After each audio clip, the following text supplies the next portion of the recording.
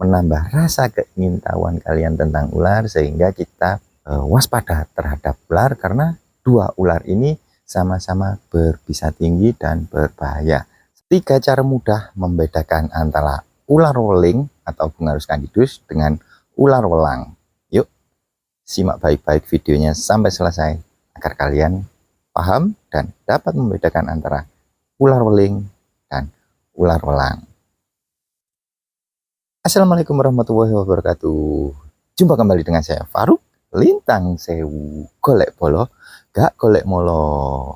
Nah teman-teman, ular weling dengan ular welang itu adalah dua jenis ular yang berbeda ya. Mungkin bagi orang-orang yang awam tidak begitu penting mengetahui atau belajar membedakan antara ular weling dengan ular welang. Tapi ketika ada kasus gigitan, dengar baik-baik ya, ketika ada kasus gigitan, maka itu sangat-sangat penting sekali. Karena apa? Karena untuk ular weling itu serum anti bisa ularnya masih belum produksi sendiri di Indonesia. Nah, kalau ular welang itu di Indonesia sudah produksi sendiri, teman-teman. Oleh karena itu, yuk kita belajar mengenal ular welang dengan ular weling. Oke, yang pertama ya, ini cara paling mudah teman-teman. Hanya 3 saja.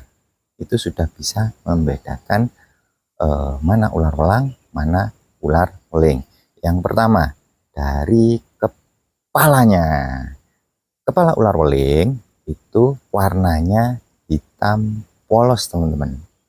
Ya, dilihat ya, bisa dilihat kepala ular weling itu warnanya hitam polos. Lalu pada ular welang atau Bungarus fasciatus itu kepalanya ada motif ya, ada motif huruf V seperti ini teman-teman.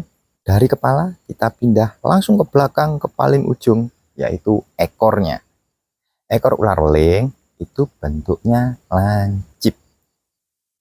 Ingat ya, ekor ular weling atau Bungarus candidus itu bentuknya lancip. Pada ular welang atau Bungarus fasciatus itu bentuk ekornya tumpul.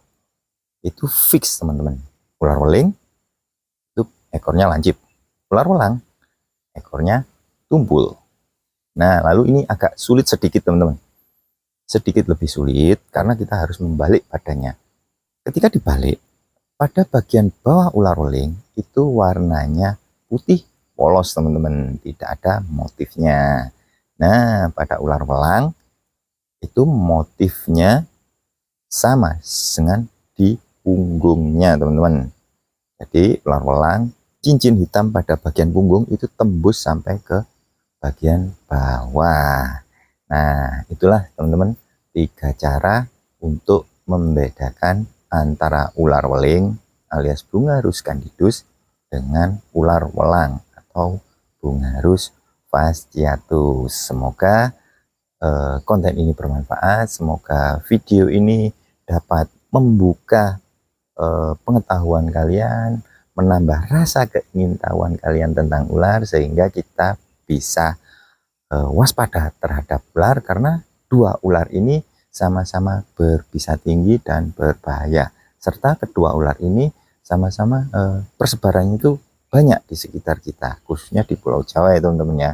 Oke, terima kasih. Sekian dari saya. Kalau kalian merasa bahwa video ini bermanfaat, bagikan sebanyak-banyaknya. Yuk, ada pertanyaan silahkan ketik di kolom komentar di bawah. Terima kasih. Wassalamualaikum warahmatullahi wabarakatuh. Tetap golek bolo, gak golek molo.